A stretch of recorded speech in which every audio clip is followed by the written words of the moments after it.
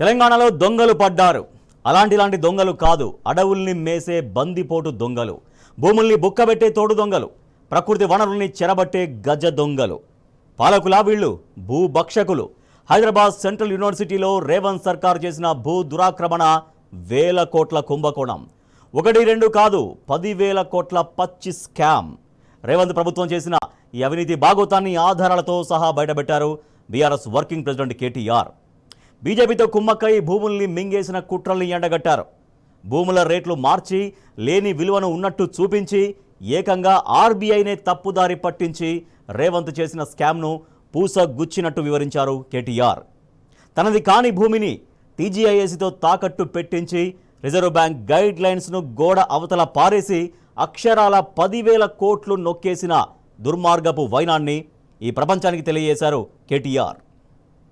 దేశం మొత్తం నివ్వెరపోయి చూసిన ఘటన మన హైదరాబాద్ సెంట్రల్ యూనివర్సిటీలో జరిగిన పర్యావరణ విధ్వంసం, పర్యావరణ హననం. కానీ అక్కడ జరిగింది కేవలం పర్యావరణ విధ్వంసం, పర్యావరణ హననం మాత్రమే కాదు, మూగజీవుల ప్రాణాలు తీయడమే కాదు. రేవంత్ రెడ్డి గారి ప్రభుత్వం చాలా సక్సెస్ఫుల్గా ఒక అతిపెద్ద ఫైనాన్షియల్ ఫ్రాడ్ అనే దానికి కూడా మొన్న ఈ సెంట్రల్ యూనివర్సిటీ పక్కన ఉన్న అటవీ భూములు ఏవైతే ఉన్నాయో వాటిల్లో వారు చేయడం జరిగింది. ఇది ఒక నేరపూరిత కుట్ర, క్రిమినల్ కాన్స్పిరసీ, విశ్వాసఘాతకం తెలంగాణ ప్రజల పట్ల. సెంట్రల్ యూనివర్సిటీ భూముల్లో రేవంత్ ప్రభుత్వం సృష్టించింది కేవలం పర్యావరణ విధ్వంసం మాత్రమే కాదు, దాని వెనుక బడా ఆర్థిక మోసం దాగుంది. భూముల్ని అడ్డికి పావుషేరు లెక్కన తాకట్టు పెట్టి వేల కోట్లు జేబుల్లో వేసుకున్నారు. ఇది 10,000 కోట్ల రూపాయల బడా ఆర్థిక మోసం. ఈ భూ కుంభకోణానికి కర్త, కర్మ, క్రియా, సూత్రధారి, పాత్రధారి అన్నీ రేవంతే. భూ యాజమాన్య హక్కు ఎవరిదో తెలుసుకోకుండానే అడ్డదారిలో 10,000 కోట్ల లోన్ తెచ్చిన మాయగాడు రేవంత్ రెడ్డి. అదే రాంగ్ రూట్లో 1,000 కోట్ల రుణం ఇచ్చిన గొప్ప మనసు ఐసీఐసీఐ బ్యాంకుది. అటు పాలకుడికి క్రెడిబిలిటీ లేదు, ఇటు లోన్ ఇచ్చిన బ్యాంకుకు విశ్వసనీయత లేదు.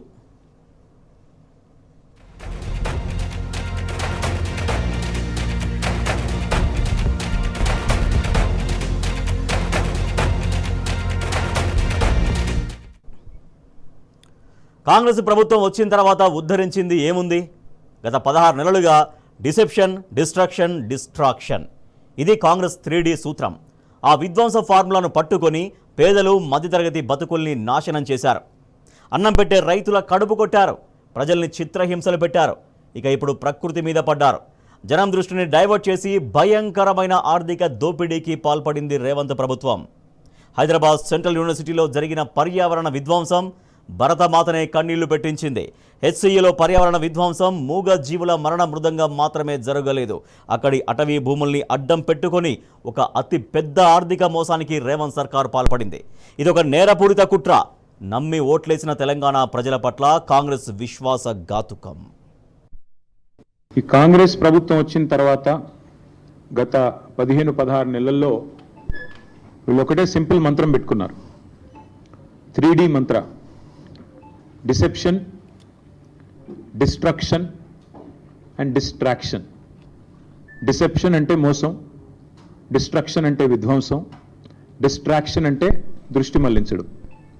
ఈ 3D మంత్రం పెట్టుకొని ఇవాళ 15-16 నెలల్లో విచ్చలవిడిగా ఒకవైపు విధ్వంసం చేస్తూ, పేదల బతుకులు ఛిద్రం చేస్తూ, రైతులు ఇప్పుడిప్పుడే బాగుపడి దేశానికే అన్నం పెట్టే స్థాయికి చేరుకున్న రైతన్న కడుపు మీద కొట్టి, మరొక వైపు ప్రజల దృష్టి మరల్చి ఒక భయంకరమైన ఆర్థిక దోపిడీకి రేవంత్ రెడ్డి ప్రభుత్వం పాల్పడుతూ ఉంది.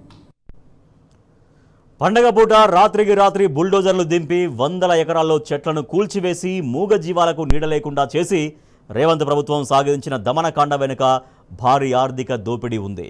అటవీ సంరక్షణ చట్టం 1980 ప్రకారం అటవీ భూముల్ని తాకట్టు పెట్టే హక్కు కానీ, అమ్మే అధికారం కానీ రాష్ట్ర ప్రభుత్వాలకు లేదు. పైగా భూముల తాకట్టుకు అటవీ శాఖ అనుమతి కూడా లేదు. పర్యావరణ సర్వే లాంటివి కూడా ఏవి జరగలేదు. అయినప్పటికీ ఎలాంటి జంకు గొంకు లేకుండా రేవంత్ సర్కారు భారీ ఆర్థిక నేరానికి పాల్పడింది. ఈ భూమి ఏదైతే ఉన్నదో, ఈ 400 ఎకరాల అడవి భూమి అనే మాట నేను చాలా స్పష్టంగా, అటవీ భూమి అనే మాట పూర్తిగా ఉన్న అవగాహనతో మాట్లాడుతున్నా, అది కూడా చాలా స్పష్టంగా సుప్రీంకోర్టు తీర్పుల ఆధారంగా మాట్లాడుతాం. ఈ అటవీ భూమి ఏదైతే ఉందో, అడవి లక్షణాలు కలిగి ఉన్న భూమి ఏదైతే ఉందో 1980 ఫారెస్ట్ కన్జర్వేషన్ యాక్ట్ ప్రకారం ఇది మొత్తం రేవంత్ రెడ్డి గారికి తెలుసు. ఆయనకు తెలియదని కాదు, ఆయనకు తెలియకుండా జరిగింది అనడానికి కూడా లేదు.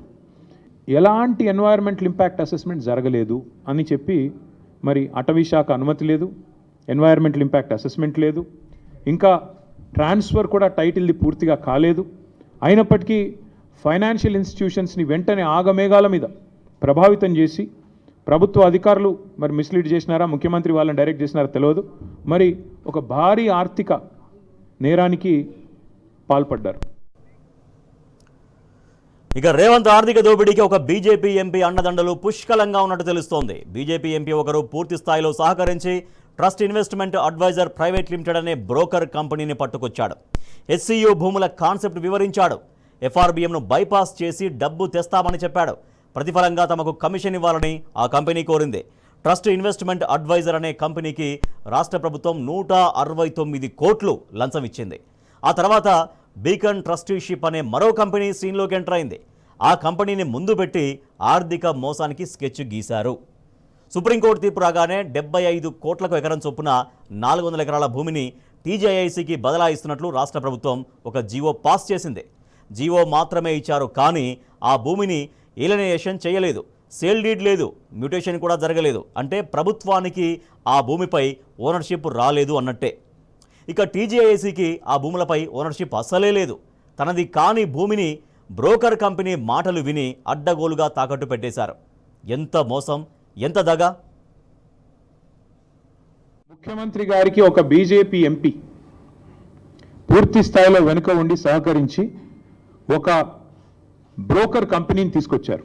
ఆ కంపెనీ పేరు trust investment advisers private limited అనే పేరుకు మర్చెంట్ బ్యాంకర్, బట్ చేసేది బ్రోకరేజ్. వారు ఈ కాన్సెప్ట్ వారికి చెప్పారు, మీకు ఎఫ్ఆర్బిఎంను బైపాస్ చేస్తూ మీకు డబ్బులు తెచ్చిస్తాము, మీరు దానికి గాను మాకు డబ్బులు ఇవ్వండి, ఆ తర్వాత మీ ఇష్టం ఉన్న వాళ్ళకు భూములు అమ్ముకోండి. ఇది ఓవరాల్గా స్కీమ్. దీనిలో అన్ని నిబంధనలు మొత్తం అన్ని చట్టాలు, నిబంధనలు, సుప్రీంకోర్టు తీర్పులు అన్నిటినీ తుంగలో దొక్కారు. ఆర్బీఐ గైడ్ లైన్స్ని కూడా తుంగలో దొక్కారు. ఎట్లా? I will explain to you. ఈ ట్రస్ట్ ఇన్వెస్ట్మెంట్ అడ్వైజర్ అనే కంపెనీ వారికి రాష్ట్ర ప్రభుత్వం ఇప్పటికే 170 కోట్లు, దాదాపు 170 కోట్లు, 169 కోట్ల చిల్లర వారు ఇప్పటికే లంచం రూపంలో చెల్లించారు. ఆ ట్రస్ట్ ఇన్వెస్ట్మెంట్ అడ్వైజర్ వాళ్ళు ఇంకొక ఫైనాన్షియల్ అడ్వైజరీ సర్వీసెస్ ఫామ్ని ముంగట పెట్టారు. బీకన్ ట్రస్టీషిప్ అనే కంపెనీని రంగంలో దించారు. ఇదంతా కూడా ఏంటంటే ఒక స్కీమ్ ప్రకారం స్టేట్మెంట్ ఆఫ్ ఎన్కంబరెన్స్ ఏదైతే రేవంత్ రెడ్డి గారి ప్రభుత్వం ఈ భూములు తనవి కాకపోయినప్పటికీ ఏదైతే టీజీఐసీ ఆ బీకన్ అనే కంపెనీకి రాసిచ్చేసిందో దానికి సంబంధించిన వివరాలు. కేవలం జీవో ఉంది తప్ప ఈరోజు వరకు సేల్ డీడ్ కాలేదు, మ్యూటేషన్ కాలేదు. అయినా తనది కాని భూమిని తాకట్టు పెట్టి టీజీఐసీ ముఖ్యమంత్రి గారు అదేదో వారెవరో బ్రోకర్ సంస్థ చెప్పిందని పట్టుకొని పెట్టేసినారు. ఈ వ్యవహారాన్ని బీఆర్ఎస్ పార్టీ ఇక్కడితో విడిచిపెట్టబోదని కేటీఆర్ స్పష్టం చేశారు. ఆర్బీఐ గవర్నర్తో పాటు అన్ని దర్యాప్తు సంస్థలకు ఫిర్యాదు చేస్తామని చెప్పారు. సమగ్ర దర్యాప్తుకు డిమాండ్ చేస్తామన్నారు కేటీఆర్.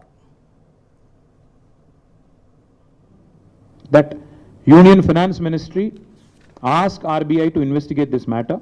వెంటనే సీరియస్ ఫ్రాడ్ ఇన్వెస్టిగేషన్ ఏజెన్సీ దిగాలి ఇందులోకి.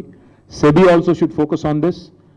100% ఈ beacon trusteeship and trust investment అనే సంస్థలని వెంటనే నిషేధం విధించాలి. Till further enquiry we demand that all financial transactions of these 2 agencies and these 2 institutions be suspended with immediate effect because they have committed a massive fraud. అట్లాగే ఈ చట్టవిరుద్ధమైన bonds ఏవైతే వీళ్ళు తీసుకొని 10,000 కోట్లు కుంభకోణానికి తెరదీశారో వాటిని కూడా ఆర్బీఐ వెంటనే రద్దు చేయాలని చెప్పి కూడా మేము డిమాండ్ చేస్తున్నాం. తప్పకుండా ఒకవేళ ప్రభుత్వం, కేంద్ర ప్రభుత్వం స్పందించకపోతే మేమేమనుకోవాల్సి వస్తుందంటే ముమ్మాటికి ఇద్దరు కుమ్మక్కై చేస్తున్నారు అనుకోవాల్సి వస్తుంది. నిజంగా బీజేపీకి చిత్తశుద్ధి ఉంటే, కేంద్ర ప్రభుత్వానికి చిత్తశుద్ధి ఉంటే మీరు వెంటనే స్పందించండి. మరి if you are serious then immediately call for an enquiry. లేకపోతే ప్రజలు ఖచ్చితంగా ఇద్దరు కలిసే చేస్తున్నారు ఇది అనుకునే ప్రమాదం ఉంది.